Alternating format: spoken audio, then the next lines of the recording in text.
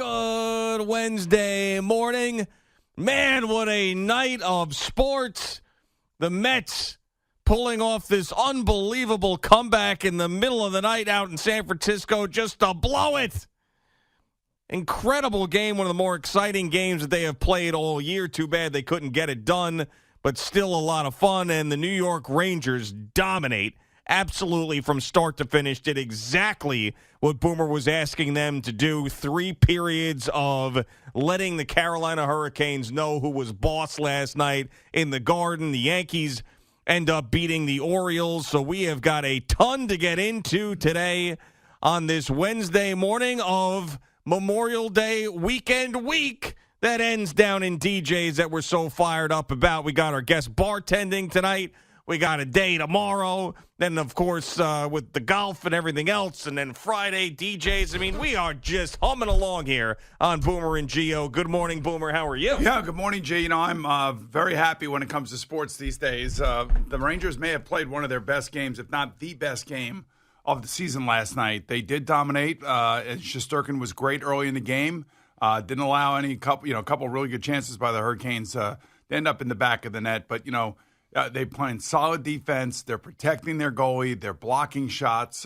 They are, obviously capitalizing on their power play. I still say that they're going to have to do this down in Carolina. This is a huge win for them last night. It gives us at least a game 6, one way or the other, which means we have another game at Madison Square Garden, and it looks like this thing is going to go to 7, but we'll see. But the way they played last night from start to finish was just a beautiful game for me as a Ranger fan to watch this game and how their top players showed up on offense, how their additions like a Tyler Mott and Andrew Kopp have been so good. Even Justin Braun to a point last night, although I think, his better days are obviously way behind him. He's solid. They're limiting the amount of time that Braden Schneider's on the ice, which is smart by the coaching staff because there are times they get hemmed in and he looks a little overwhelmed. But the physical nature of the game last night was really solid. Jacob Trouba, I think, laid a hit on Ty Domi where Ty Domi's skates were going out from underneath him. Unfortunately for Ty Domi, he got hit in the head, but it was not the fault of Jacob Trouba. He was lining him up. Domi, just so Max Domi. Jacob Trouba had him lined up. He had him lined up perfectly, and unfortunately, because of what happened to his skates and how they were coming out from underneath him, he ended up getting hit in the head. But, this is the kind of physicality that I wanted from the team. I didn't want stupid penalties.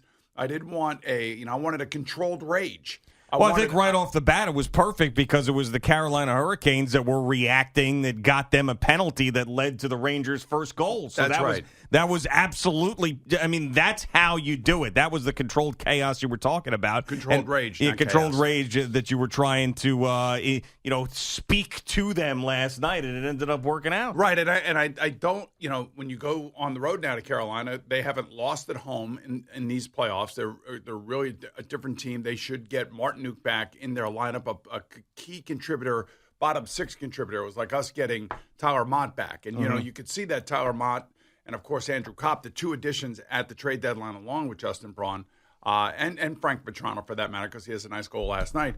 All 4 of those guys have been significant contributors to this run here as of late. And that's a credit to Chris Drury and his scouting staff because those are the guys that were added at the trade deadline.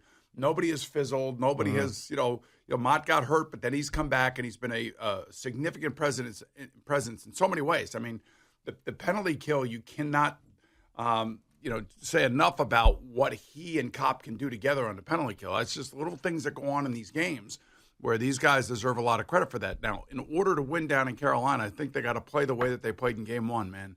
They got to try to stifle and stop and get the puck out of their own zone because, Carolina's going to be a flurry on Thursday night. It's going to be 10 minutes of fury to start the game, and Igor's going to have to be on. Well, I felt like, game 1 and this game were very similar in the first couple of periods. It's just that the Rangers were burying more chances. And then in the third period, obviously, they weren't sitting back like they were in game 1. They played, that's a very similar game in game 1 to last night. It's just that they, were able to bury the puck and they were just a little bit better. And Igor, by the way, right off the bat, a minute and a half in, making the save that he did. On Aho, yeah. Just that was a set the tone type of thing. Like he's back. You're not messing with this guy right now. You know, and Natchez obviously missed an open net, much like Kakko missed an open net in Game 1 last night too. So they're and they hit a couple posts. So things happen. It's hockey. It's crazy. It's you just got to be solid in your own zone. You got to be defensively responsible. You got to protect your goalie, and then when the goalie needs to make the big save, he makes the save. And there are a million little plays that happen over 3 periods in a game. But, what I did like is when, we knew Carolina was going to push at the beginning of the third period. They get a goal. Okay, they make it 3-1. There's a little bit of agita. Ray Ferraro's talking about the agita in Madison Square Garden. But, the Rangers calmly came back, and it was a great play between Strome and Kopp. It was really, that is high-skilled. That's understanding where your players are in the ice. That's seeing each other and making just a perfect drop pass, and Kopp buried it past Ranta. Who finally, you got to remember, he's a backup goalie. Yeah, right. You got to remember, he's a backup now. He's 32 years old, and he's played exceptionally well. And I personally have nothing but respect for him because when he played behind Henrik here, he was a really good goalie. Mm-hmm. He was a really good, just like Georgiev at times for us has been behind Shesterkin. These guys deserve a chance to go and do something that he has never had to do before. He's never had to play in the playoffs before. And, maybe he made an unbelievable save last night on Mika Zibanejad. Yep. Shorthanded. It was a great play by Chris Kreider, a great pass.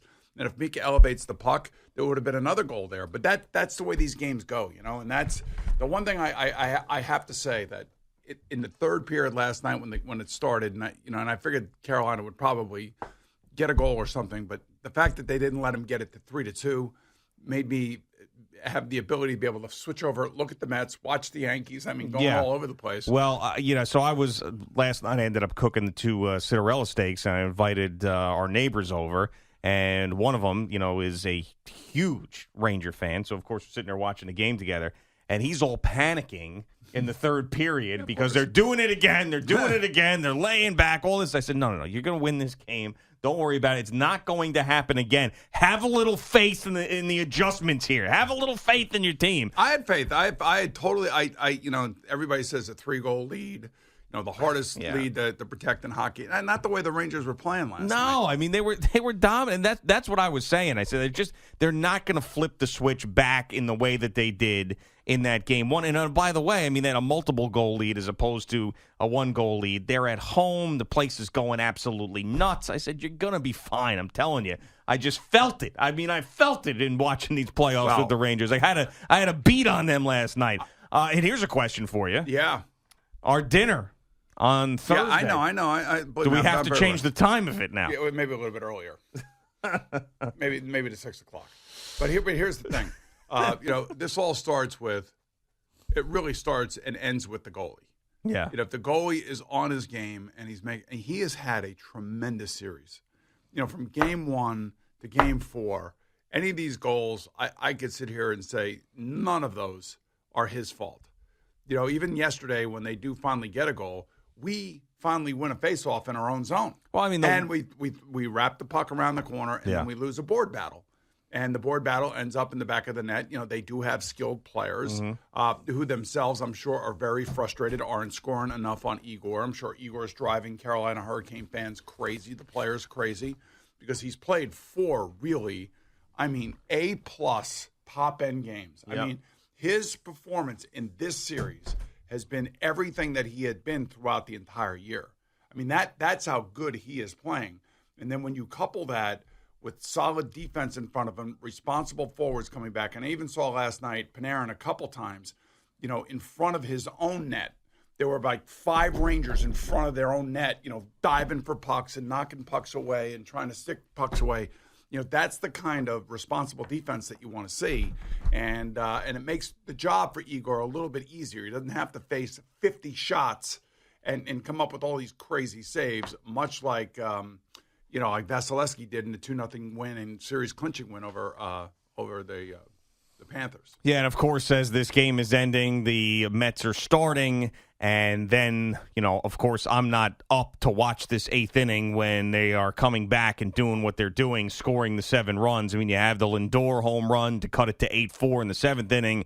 And then the 8th inning, you've got the 7 runs where it was just unbelievable to take an 11-8 lead, and then, of course, giving it back, and then taking a lead in the top of the 9th, and then giving it back. I mean, just, watching this morning unfold was unbelievable. Now, I know that you lose the game. You're annoyed because you should have won the game, especially when you come all the way back, have a 3-run lead, and you blow it twice in the bullpen, and Edwin Diaz gets the first 2 outs in the bottom of the 9th and then can't get it done, and Peterson's just a mess. That's unbelievable. Yeah, but, I mean, still, though, I mean, this team is just – I mean, how can you not love them? I mean, and they're down 8-2. They're still busting their asses. 1 million infield hits again because they're running everything out. Lindor was great last night with the home run and then the triple. Dom Smith, who was dying for a big hit, he got a big hit. But, of course, the bullpen blew it for him, and Bassett was just atrocious. He just had a really, really bad night. day. Yeah. And, unfortunately, you said this is Edwin Diaz's second blown save. Third now. Well, but second in the last 3. You're right. 3 opportunities. Yeah. And, it's really unfortunate because he has been good. I mean, look, Jock Peterson had a night for the ages last night. Yeah. 3 home runs, 9 RBIs, just like Francisco Lindor did. So this is the $35 million Francisco Lindor. Oh, yeah, last night he was, yeah. Yeah, I don't expect him to have 6 RBIs in every game. Right. But I do expect, a consistent performance. So where maybe he comes back, today and hits a home run or goes 2 for 4 and knocks in 2 runs. That's the guy that and plays flawless shortstop. That's what you want to be, one of the 10 top paid players in the league.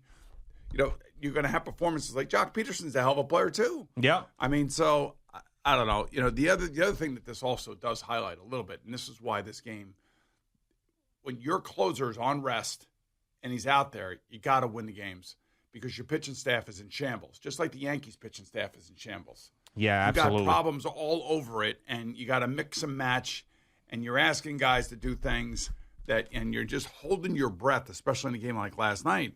And, Buck alluded to it. He goes, I got to figure out how we're going to get through tomorrow's game. Well, of course. Yeah, I mean, and now that is the challenge in a day game and a guy who, with inexperience, starting on the mound. So a shout-out to our guy, Wayne Randazzo, who last night was thinking of us. So think about this. The Mets come back 7 runs in that 8th inning. Wayne Randazzo at close to 1 a.m. has got us on his mind.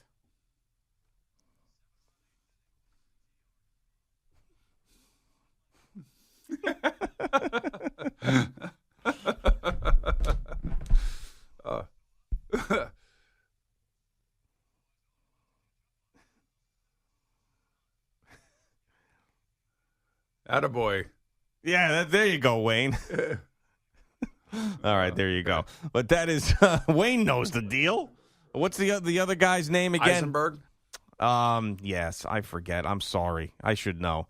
It's his first year, and we don't remember. Yeah, but he was like, no, He's like, I hope they're still up. I hope my former Maryland Terrapin is sleeping right now. Jake Eisenberg. I have to say that, with about 5 minutes to go in that game last night, it's amazing how, I don't know if other Ranger fans felt this way when you're not at the game and you're sitting there and you're watching, you're laying in bed and you're watching. Yeah. And all of a sudden, you're under 5 minutes, you're up 4-1. I could just I could now go to bed. Oh, yeah. I was not all charged up over the whole thing. Oh, yeah. It's a relaxation. It's a relief. Yeah, without a doubt. And then you flip over, and the Yankees are in extra innings. Mm-hmm. And then, I didn't get to see the Mets thing live either. I watched it this morning. I mean, if you would have been up for that, I would have had to have a talk with you. No. Yeah, I would have had to have a talk with you. I would have been up for it had the Rangers lost. Yeah. I ended up, for whatever reason, I got caught on the beginning of the Flames and Oilers. Oh, well, Connor McDavid's ridiculous. And then I said to myself, I had a moment with myself. I said, "What? You go to sleep. What the hell is wrong with you?" Right off the bat, the Flames goalie made this idiotic. He whiffed on the puck, and then you didn't see later on in the game, Mike Smith gave up a 100-footer. No, yeah, I 100-footer. He's the goalie for the Edmonton Oilers. Wow. But the one thing is, and it's I know it sounds ridiculous to those fans out there that are not hockey fans. But every now and again, there's a guy that comes along that's just different than everybody. Just totally different than everybody. And it happens in every sport. And that is Connor McDavid for Edmonton. The things that he does on his ice skates are remarkable. Yeah. I mean, remarkable. I think he could be part of the Canadian Olympic figure skating team if he really wanted to be, because the things that he can do on his skates. Triple Lutz. And it's just his whole awareness and his body awareness. It's just ridiculous. I mean, it's like watching LeBron James in his prime.